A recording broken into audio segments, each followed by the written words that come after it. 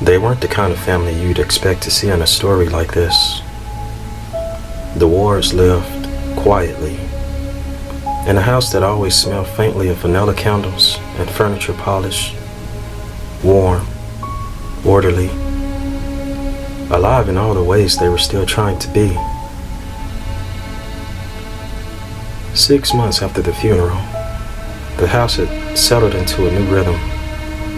Soft jazz in the evenings, the hum of a dishwasher after dinner, and a child who still whispered goodnight to a father who wasn't there. Evelyn, the grandmother, found a doll one morning while rearranging boxes in her room. It was tucked between photo albums and winter clothes, wrapped in yellow paper she didn't recognize. A small wooden boy with a painted smile and eyes the color of glass marbles. She couldn't remember buying it. Couldn't remember anyone ever owning it. But something about it felt gentle, old, maybe sentimental. She dusted it off, set it beside her tea, and by the afternoon decided it might bring comfort to her grandson, Elias. He needs something to hold, she told herself. Something that listens. Naomi noticed it first. Elias sitting cross-legged on the rug, the doll balanced on his lap. She frowned, half smiling, half uneasy. Mom, where did that come from? It's kind of creepy. I found it in my room. It was tucked between some old photos and winter clothes. No idea how I got there, or how long it's been there. And you decided to just give it to him? Well, he hasn't spoken this much in months, so I thought maybe it'd help. If he can't say what he's feeling to us, and maybe he'll say it to Dad. They both looked at Elias, sitting cross-legged on the rug, the doll balanced in his lap. His mouth moved in a quiet conversation neither of them could hear. Imagine if helping someone you love meant handing them something you didn't understand. Would you still give it to them if it made them smile again? That's how it began. Harmless, ordinary, almost sweet. A gift meant to help someone heal ended up only making things worse. Much worse. The following morning, everyone was up and awake, preparing for breakfast. Evelyn was making eggs, and Naomi was clearing the dishes. The sun hadn't even cleared the trees yet, and the house felt still. Too still. Like everyone was waiting for someone to speak first. What's his name? He doesn't have one yet. Thought you might give him one. Elias stared at the doll, moments longer than they expected. His eyes didn't move, and the room stayed quiet. It was the kind of silence that makes you think someone's listening to something. Or someone. Mercy? Mercy, huh? That's a nice name, sweetie. So, we're keeping it? Well, if it helps, it helps. I don't see the harm in it. Elias ran his thumb along the doll's arm, smiling like the name meant something to him. By evening, he was humming again, drawing, and even telling knock-knock jokes. That night, while the house slept, Evelyn woke to the sound of floorboards settling. It wasn't loud, just one slow step, and then another. Her eyes opened to a shape down the hall, small, still, facing her. The silhouette looked like Elias, Same height, same outline of hair and shoulders. Just standing there, staring, watching. For Evelyn, it was quite unsettling. And the way he just stood there just seemed unnatural. Elias? Sweetheart, what are you doing up? The shape didn't move, didn't answer. Evelyn sat up, her pulse climbing as she walked toward the hallway. She flicks the hall light on, and the hall was empty. She walked down the hall, keeping her steps quiet. Elias's door was cracked open. Inside, he was fast asleep, breathing slow, a blanket pulled to his chin, and the doll sat upright on the nightstand, its glassy eyes staring directly at Evelyn. She stared at it for a long moment, questioning what just happened, before quietly backing out of the room.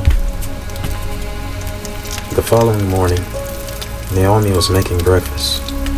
Elias was sitting at the table eating cereal, and Evelyn was coming down the stairs to join them. Elias, honey, were you up last night? No. Why? What happened? I thought I saw him standing in the hallway in the middle of the night. I don't know. I guess I was just seeing things. You're sure it wasn't him? He is known to wander. I checked, and he was out cold. I was asleep. I promise. I didn't move. Mercy wanted to play, but I told him I was too tired. Wait, what? He asked me last night, but I told him no, and that we would get in trouble for staying up late, and... Hey, calm down, sweetie. Eat your cereal. You're not in any trouble, all right? After calming Elias, Evelyn and Naomi glanced at each other with worry for Elias. They continued to finish their breakfast like nothing had happened, but the air felt heavier, like the house itself was holding its breath.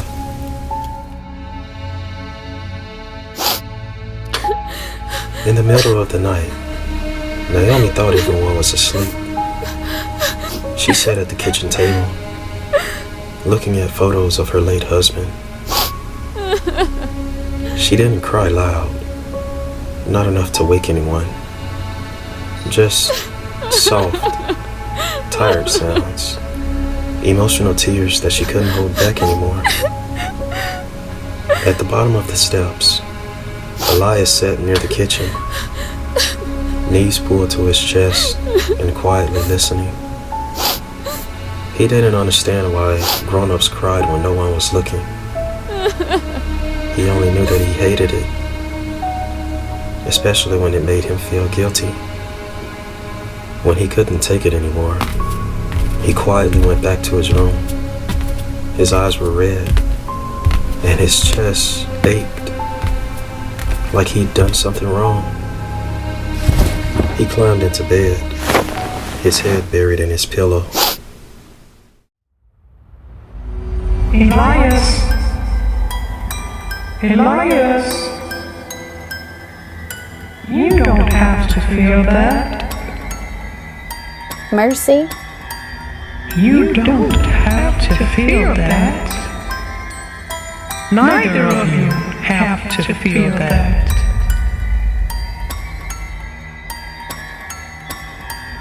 I hear her too. She cries when she thinks you're asleep. You want to help her, yes? Yeah, but I can't. You can, Elias.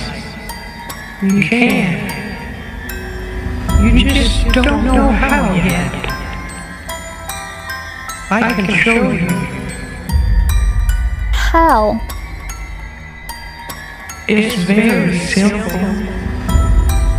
All you have to do is just say what you want, and I make it happen. That's what I mean by help. That's what friends do. But you're not real. Oh, Elias. Don't hurt my feelings like that. Real enough, aren't I? You talk, I listen. Isn't that what you need? Elias sits up a little, staring at the doll's still face. Why are you helping me? Because that's what I do. I help. And when I help, I heed. That's how I stay. I take small pieces from the one who asks. Not enough to hurt, just enough to satiate, to satisfy my appetite. You feed? Feed on what? Your soul, Elias. Little by little. Like sharing a meal with a friend. My soul? That doesn't sound good. Oh, no, Elias. It's quite alright. It's bad only if you run out. What if I don't want you to take mine? Then you don't have to. There is another way. When you ask for something, think of someone else. Picture them clearly. Their face, their name, and I'll feed on them instead. You would take theirs? Trade, Elias. Not take. I would trade. You get what you wish for. They pay the price. That's how it works. The cost of asking. The only way around it is to offer another soul in your place. And in return, Little Mercy gives them a piece of happiness. Everyone deserves a little mercy, don't they? I don't want anyone to get hurt. No one gets hurt, Elias. They actually stop hurting. Like turning off a light. They stop hurting. Your mother stops hurting. Stops crying. And everyone's happy. Thanks to Little Mercy. You You promise? Oh, I promise, Elias. I promise. Okay.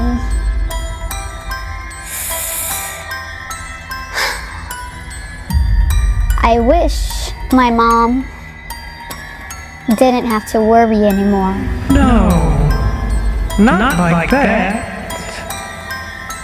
You have to give it shape.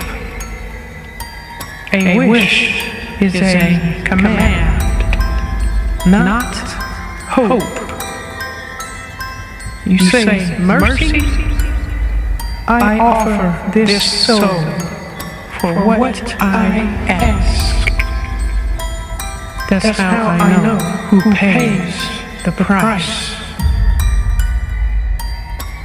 Elias wipes his eyes and nods, staring down at the doll's fixed smile.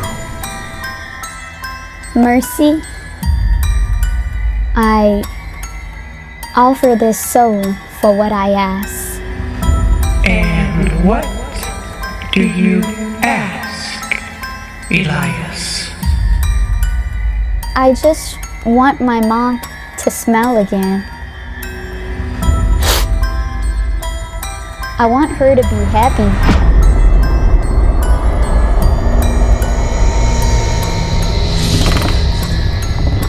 The room went still again.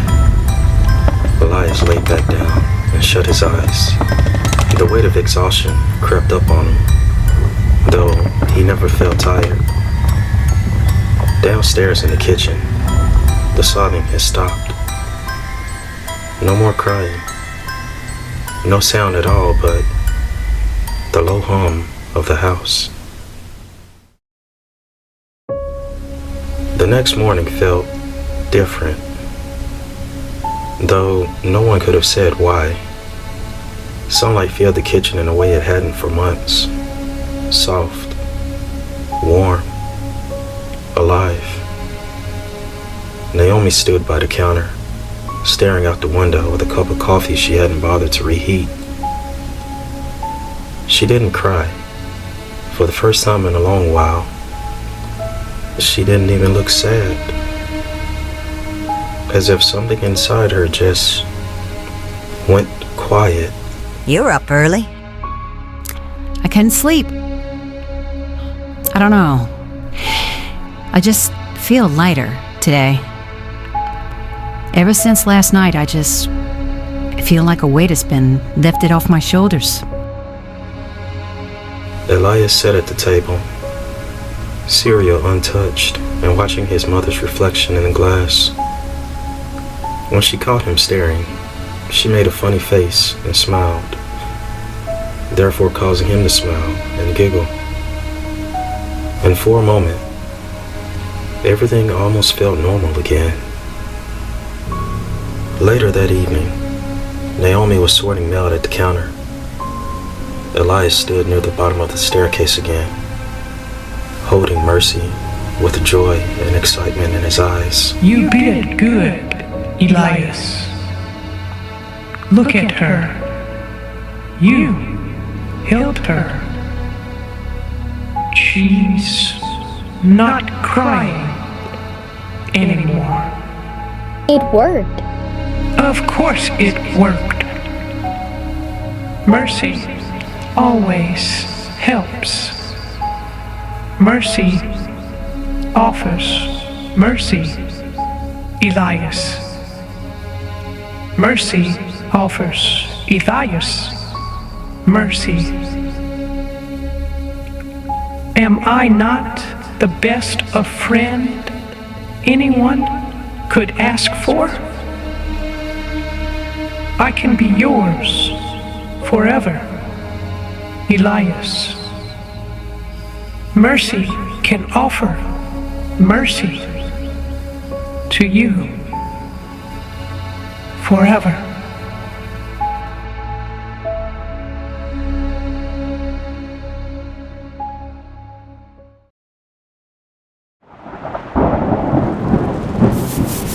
Early the next morning, Elias woke to someone shaking his shoulder. Not aggressively, but urgent enough to carry fear. Elias, baby, wake up. Come on, sweetheart, wake up. Never? What's wrong? It's Mom, sweetie. She's not waking up. What do you mean? She's not waking up. I checked on her this morning, and she wouldn't open her eyes. The paramedics are coming, but I need you to stay with me, all right? To an archiver? No, not yet, sweetie. Daryl needs space to help her when I get here, okay? I promise you can see her soon. Just not yet, all right? Attempting to control her emotions, she pulls him close, rubbing his back the way Naomi used to when he would have bad dreams. There's a knock at the door, and so she carries him downstairs, opens the door for first responders, and leads them upstairs to Naomi's bedroom.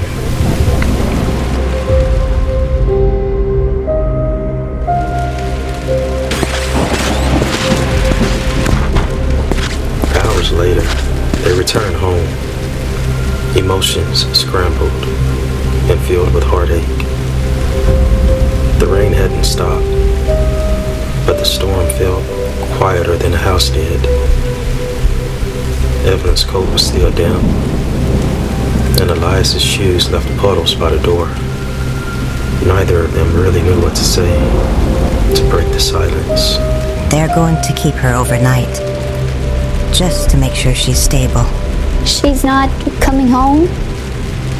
No, not tonight, sweetheart. As she begins hanging their jackets on the coat rack, a weight of guilt suddenly begins to shroud over Elias. It's my fault. I just wanted her to smile again. I wanted her to stop crying. And Mercy said... Stop. Please. Sweetheart, don't ever say that. Okay? That dog has nothing to do with this. And neither do you. All right? Look at me and remember these words. None of this is your fault. Okay? Elias nods his head and looks at her for a long moment, eyes filled with tears. Then his attention drifts toward the stairway and up to his bedroom. And he remembered something. When he had made his wish that night, he didn't think about strangers or neighbors or anyone else for that matter. The only person on his mind at that time was his mother. Grief had left him feeling small, and her pain was louder than his own. All he wanted was for her to smile again, to feel better, and to stop crying when she thought he couldn't hear. So when he whispered the words Mercy had taught him, he pictured her. And without warning, Mercy took that as permission. Go get cleaned up. I'll make something warm for dinner. I'm not hungry. Okay. You get some rest. And if you need me, I'll be in the living room for a while. All right? He nods his head and goes upstairs. When he makes it to his room, he finds Mercy sitting upright on his bed, staring at him, as if waiting for his return. But this time, his eyes weren't the colorful, friendly glimmer they usually are. This time, they were dead white, and his smile wasn't friendly. wasn't welcoming, but dark and foreboding. One wish, one soul. Not a bad price for a little mercy. Everyone deserves a little mercy from mercy, don't they? Evil doesn't vanish when we stop believing in it. It waits, quiet, patient, for the next broken heart to open a door. And somewhere tonight, someone new is whispering a wish they'll never remember making. Grief makes us generous with the wrong things when we're vulnerable. We give away pieces of ourselves just to feel whole again. But some things, once they start feeding, never stop. Mercy was never meant to heal anyone, only eat.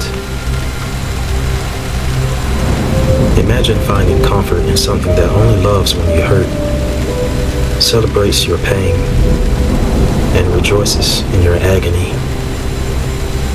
Because whenever you're in a downpour of hurt and guilt, mercy is always there, ready to make it all go away, for a price. A price too big for anyone to risk. A price for someone else to take. Imagine thinking that was mercy,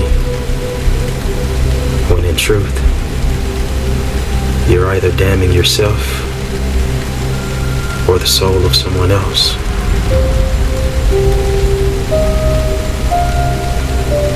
Imagine that. I'm the best of friend that anyone could ask for, and I can be yours forever.